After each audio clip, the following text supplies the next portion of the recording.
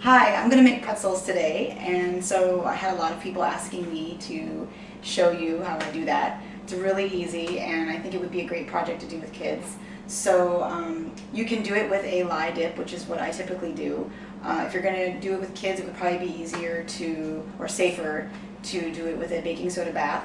They are just as delicious, they just don't get as golden brown. Okay, so let's get started. Okay, so whether you choose to do a baking soda dip or a lye dip, the ingredients for the dough is the same. It's flour, yeast, butter, salt, water, and brown sugar. And then to top it, we're going to use pretzel salt.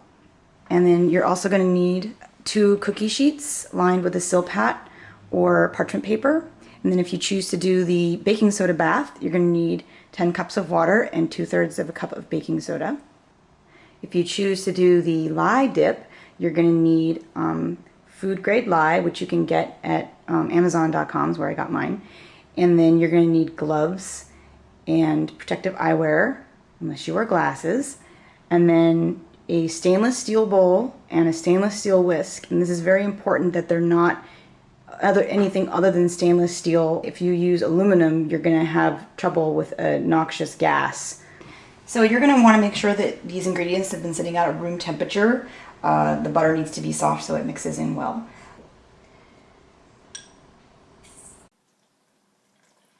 And then we're going to put in half the flour. And then put in the salt. And I think the reason for this is to keep the salt away from the yeast until it's ready to mix. So this is what it looks like. So after a couple of minutes, it's all on the spindle, and I'm going to take it off. So you can probably see right now that the gluten has not developed, meaning it's tearing. And when you first start working with a dough, that's what it's going to look like. It's not really sticky. It does hold together in a ball. But once we start kneading it, there's not going to tear anymore. It's actually going to pull and stay together in long strands. But you really need to develop the gluten. So don't skimp on the 10 minutes of kneading if you're going to do it in your stand mixer. If you're doing it by hand, you have to go the full 10 minutes. Once you're done kneading your dough, you'll end up with a relatively smooth ball. And the next step is to divide it into 12 equal pieces. I like to use a scale for this.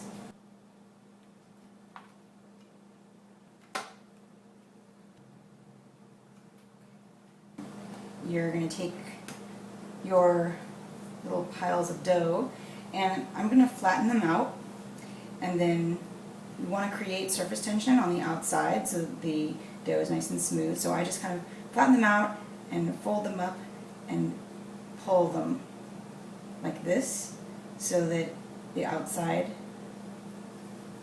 has that surface tension, and I give it a little roll and I set it aside. You're not going to get much farther than that because the dough hasn't rested. So I'm going to make each of these little guys into a little tube and then let them rest for about half an hour. It's for the gluten to relax. And then it will be much easier to roll them out because you won't be fighting that pull of the gluten. Okay, and now when we let them sit for a little while, we're going to cover them with a dish towel so that they don't get dried out. You don't need to flour or anything. Okay, it's been about a half an hour or so, and these are ready to be rolled out. We roll these out into about a 24-inch rope. And they're going to be much easier to deal with. You'll see they're a little puffy, and they'll roll right out. No trouble. And I don't know if you can tell what I'm doing. I'm actually kind of pushing this way as I roll so that it becomes longer. And I'm not really pushing that hard. And then when we get to the end, I'm just going to make it pointy. You can develop your own style of pretzel making once you start playing, but I like to leave a little lump in the middle. And then once this is done, this is the fun part, you're going to make a little U, and then I'm going to go right over left, and then bring them up. And that's your pretzel. And I specifically like these to stick out because they get a little burned, which some people around here like, so that's fun. I've also seen people make them where the twists are underneath, so maybe I'll try one like that so I can show you. So again, I'm just doing this and kind of pushing out.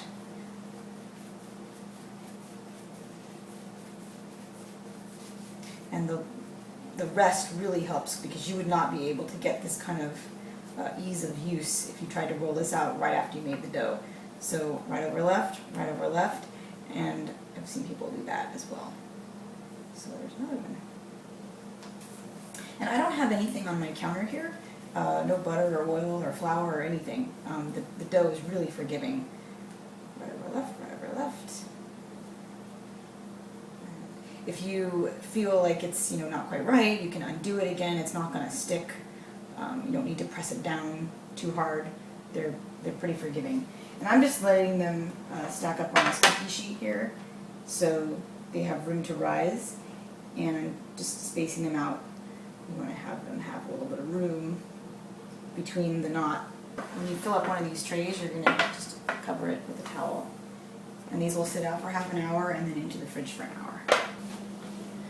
Okay, I've got my tray of pretzels ready for the baking soda bath. I've got this set to a boil.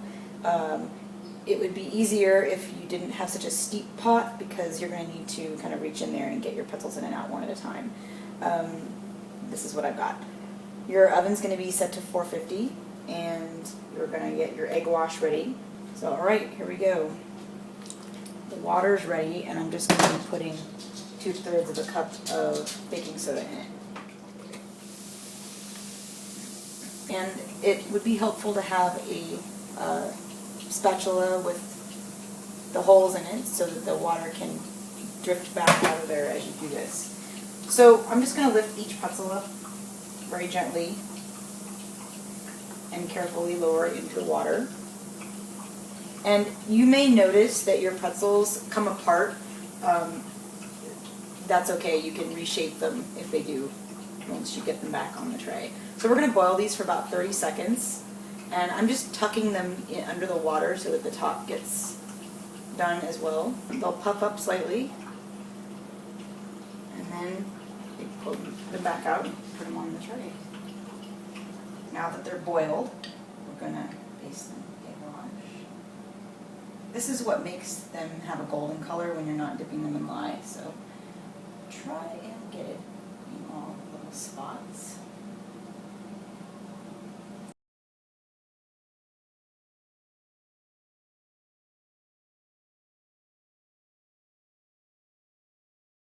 This is my system for getting the salt on the pretzels. I put some in a spoon, and then I tap the tip of the spoon here, and it just kind of showers it down gently. And you can always brush the salt off too after you've baked them. If you like a little less, you can also do seeds. Poppy seeds and sesame seeds are very good on these. Those are going to cook for 12 to 15 minutes, and about halfway through I rotate the pan. What these look like out of the oven, the egg wash. You can see they're a nice golden brown. Okay, so now we're going to do the lye, and I have some gloves on here, and you need to use a stainless steel bowl. Aluminum will react. Glass will etch, so you really just want to use a stainless steel bowl, stainless steel measuring spoons, a stainless steel whisk, and then I always keep a vinegar on hand in case some kind of emergency happens. And a chemical reaction is going to occur when you put the lye into the water. It's going to warm up. You want your pretzels cold, you want your water cold, and you want to work slowly and carefully, and you want to add the lye to the water and not the other way around. So this is the water. We're going to go 2 cups in here, a tablespoon and a half of the lye. You don't want to put your nose over this and try to sniff it. Just keep your face out of the way. I have a window open or a back door open just so that there's good airflow. And I'm just stirring this until it dissolves. The water's going to look cloudy. And just try to get all of the bits off the bottom. You also don't want to put your dipped pretzels directly on your cookie sheet. I put them on the silk hat. So my used tools go back in here, and then we're ready to dip. You just take one at a time off the cookie sheet, And I put them face down and let them sit for a few seconds and then flip it over. And you want to go about 15 seconds with the dip here. The longer you dip them, the darker they'll get. But I find that about 15 seconds is right. So now this goes down the sink. I take my gloves off inside out, and then I always just rinse my hands with vinegar because it's a cheap, easy way to be sure that all the lye has been neutralized.